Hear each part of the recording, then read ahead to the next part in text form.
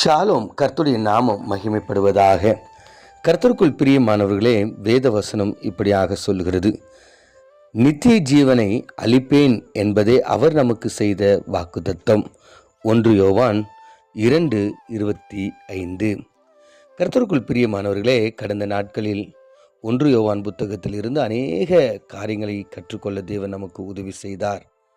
தேவன் அவர் ஒளியாயிருக்கிறார், அவரில் எவ்வளவும் இருள் இல்லை என்றும், அது மாத்திரமல்லாமல் இயேசு கிறிஸ்துவின் இரத்தம் சகல பாவங்களையும் நீக்கி நம்மை சுத்திகரிக்கும், அவரை அறிந்திருக்கிறவர் எவரோ அவர்களுடைய கற்பனைகளை கை கொள்ள வேண்டும், கை கொள்ளாதவன் பொய்யனாயிருக்கிறான், அவரோடு கூட நிலைத்திருக்கிறேன் என்று சொல்லுகிறவன் அவர் நடந்த வழியில் தானும் நடக்க வேண்டும் என்றும், சகோதரனிடத்தில் அன்பு கூறுகிறவன் அவன் வெளிச்சத்தில் இருக்கிறான், இருளில் இருக்கிறவன் சகோதரனிடத்தில் அன்பு கூறவில்லை என்றும், அவரில் நிலைத்திருக்கிற எவனும் பாவம் செய்கிறதில்லை, அவரில் நிலைத்திராதவன் பாவம் செய்வான் என்று அநேக விதங்களில் யோவான் அவருடைய சபை மக்களுக்கு, யோவான் அவர் கேட்டதும் பார்த்ததும் அறிந்ததும் நம்புகிறதுமாகிய நித்திய ஜீவ வார்த்தையை குறித்து அநேக காரியங்களை அவர் சொல்லுகிறார்.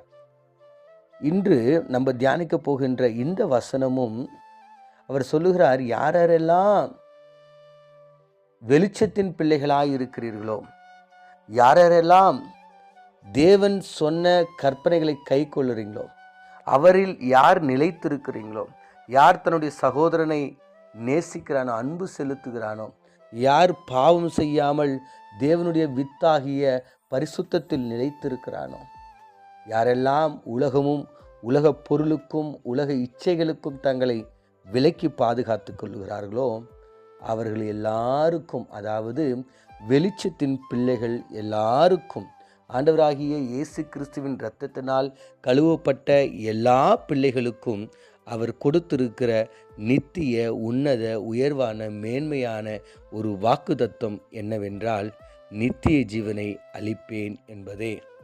கர்த்தருக்குள் பிரியமானவர்களே, இந்த வாக்குத்தத்தத்தை நீங்களும் நானும் வருடந்தோறும் ஆலயத்துக்கு சென்று அந்த முதலாவது நாள், அதாவது புதிய வருடத்தினுடைய முதலாவது நாளில் நம் அநேக சபைகளில் இந்த பழக்கம் இருக்கும், வாக்குத்தத்தத்தை எடுக்கின்ற பழக்கம்.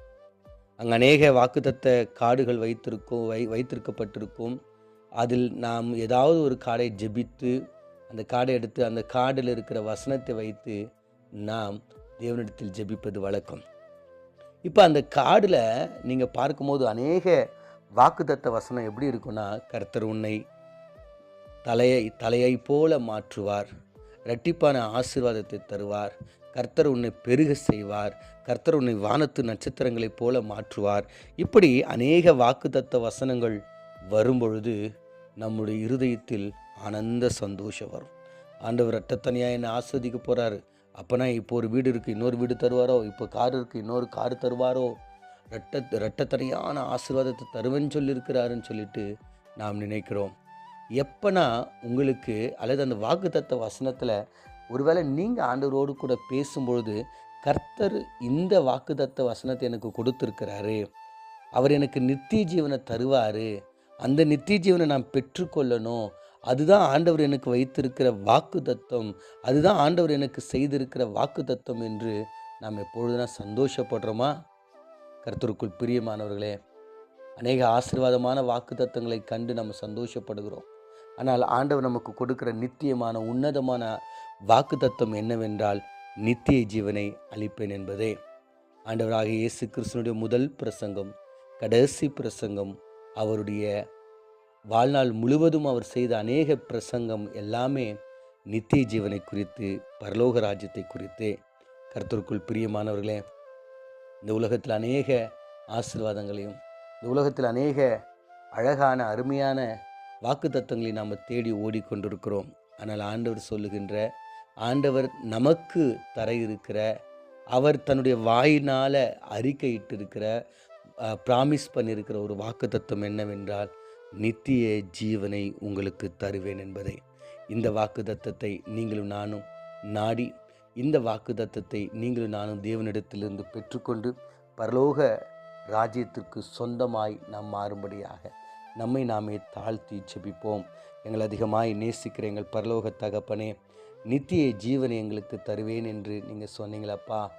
ஆண்டவரே, அந்த வாக்குத்தத்தத்தை பெற்றுக்கொள்ள நாங்கள் இருளின் பிள்ளைகளாய் இல்லாதபடிக்கு வெளிச்சத்தின் பிள்ளைகளாய் மாற, ஆண்டவரே, வெளிச்சத்திலே நாங்கள் இருந்து ஆண்டவரே நித்திய ஜீவனை சுதந்திரித்து கொள்ள, ஆண்டவரே, பாவம் செய்யாதபடிக்கு தேவனால் பிறந்தவன் பாவம் செய்யான் என்ற வேத வசனத்தின் பிரகாரம் உம்முடைய பிள்ளைகள் நாங்கள் வெளிச்சத்தில் இருந்து ஆண்டவரே இருளுக்கு விலக்கி கொள்ள எங்களுக்கு உதவி செய்து, ஆண்டவரே, இதன் மூலமாய் நாங்கள் வெளிச்சத்தின் பிள்ளைகளாய் மாறுவதன் மூலமாய் நித்திய ஜீவனை நாங்கள் சுதந்திரித்து கொள்ள எங்களுக்கு உதவி செய்யும்படியா இயேசுவின் மூலம் ஜெபிக்கிறோம் நல்ல பிதாவே. ஆமேன், ஆமேன்.